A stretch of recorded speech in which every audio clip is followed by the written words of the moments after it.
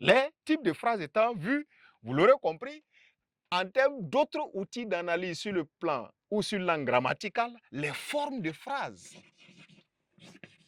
Les formes de phrases. Et les formes de phrases, encore qu'il faudra s'en souvenir, n'est-ce pas? Les formes de phrases, vous avez la paire affirmative, que j'abrège ici, slash, c'est-à-dire barre oblique, négative.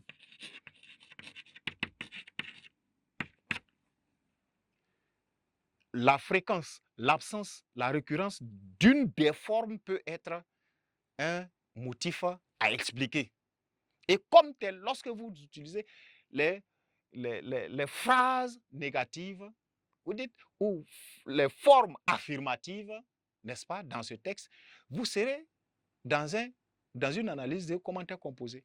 Si vous avez un texte dans lequel on pose des questions à quelqu'un qui pose aussi des questions, vous allez voir une succession de types interrogatifs. Est-ce qu'il n'y a pas une volonté de la part de quelqu'un de refuser la communication quand il répond aux questions par des questions? Ou est-ce que ce n'est pas qu'on en veut à l'autre parce qu'il en fait de trop, il pose trop peut-être de questions, etc. Ça va au-delà des figures de style, d'accord?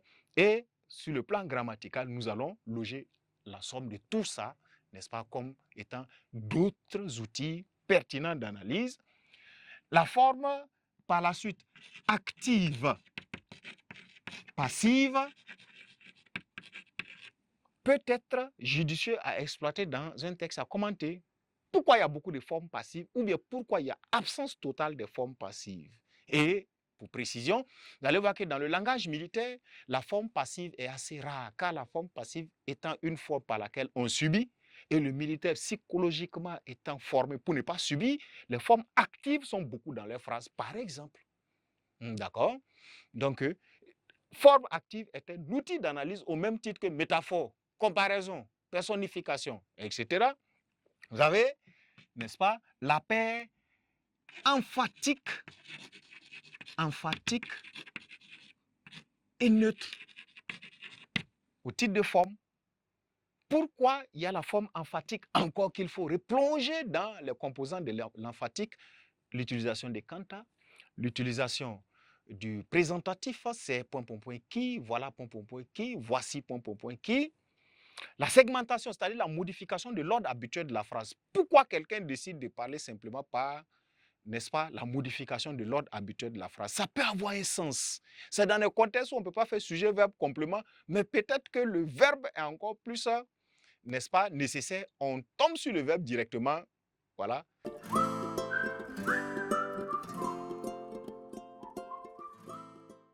Il faut manger vite, par exemple, parce qu'il y a des gens qui vont venir. On n'a pas le temps. Il faut faire vite avant qu'ils ne viennent. La nourriture va être en ce moment à concurrence. Et si on dit vite, mangeons, on insiste sur la nécessité d'entamer immédiatement sur manger. Au lieu de venez, nous allons manger vite, on va directement sur la nécessité qu'il faut. La segmentation, l'utilisation d'un pronom personnel tonique, dernier procédé emphatique.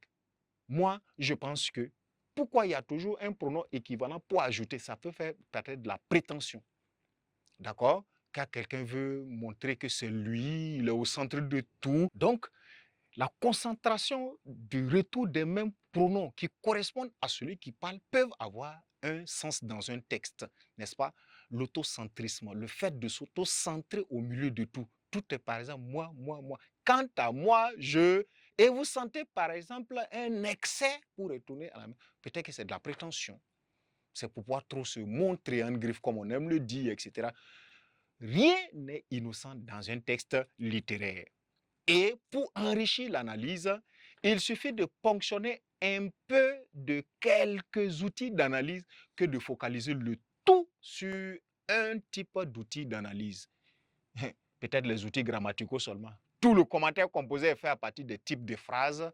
Bon, ça devient monotone en réalité. On n'a pas vu autre chose finalement de plus. Donc, les formes affirmatives négatives, actives passives, emphatiques neutres peuvent constituer de bons outils, n'est-ce pas, à analyser dans un texte. Nous allons mettre le lexique dans le compte des outils grammaticaux aussi, n'est-ce pas? Et en quatrième tiret, vous pouvez avoir par exemple le lexique à exploiter. Le lexique. Et dans l'exploitation du lexique, en parenthèse, voilà, je le mets ici, il s'agit par exemple des classes grammaticales. Les classes grammaticales. En vous intéressant aux classes grammaticales, n'est-ce pas, votre analyse peut avoir une richesse de fond. Et qu'est-ce que les classes grammaticales? On vous les a montrées. Il y a 5 catégories de mots qui varient en français et il y a 4 qui ne varient pas. Qui font les 9 classes de mots ou les 9 catégories grammaticales. Leur emploi ne peut pas ne pas être significatif dans un texte. Donc, vous l'aurez compris, il va s'agir, par exemple, des noms. Les noms. Quel type de nom peut-être? Les noms féminins, les noms de femmes, sont-ils trop dans le texte? Les noms abstraits, sont-ils trop? Les noms concrets, sont-ils trop? Etc. Bref, intéressez-vous aux noms, les noms communs ou les noms propres, etc.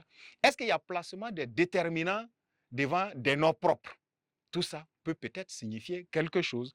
Les noms, les groupes nominaux, n'est-ce pas? Les adjectifs, voilà. Pourquoi pas les adverbes, n'est-ce pas? Les verbes, et même.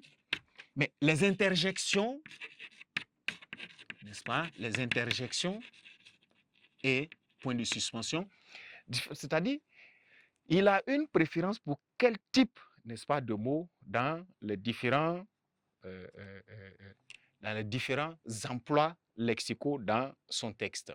Et les classes grammaticales peuvent vous permettre, n'est-ce pas, en cela.